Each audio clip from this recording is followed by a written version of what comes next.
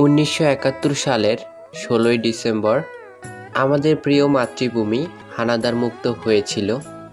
বাঙালি জাতি প্রথমবারের মতো পেয়েছিল মুক্তির স্বাদ।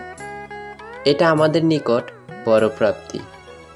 আপনি জানলে হয়তো অবাক হবেন যে ৩০ লক্ষ মানুষকে যদি একের উপর এক শোয়ানো হয় তবে তার উচ্চতা হবে ৭২০ কিলোমিটার, যা মাউন্ট এভারেস্টের উচ্চতার ৮০ গুণ। ৩০ লক্ষ মানুষ যদি হাতে হাত ধরে দাঁড়ায় তবে তার দৈর্ঘ্য হবে ১১০০ কিলোমিটার, যা টেকনাফ থেকে তেঁতুলিয়ার দূরত্বের বেশি। ৩০ লক্ষ মানুষের রক্তের পরিমাণ ১.৫ কোটি লিটার, যা শুকনো মৌসুমে পদ্মা নদীতে প্রতি সেকেন্ডে প্রবাহিত পানির সমান।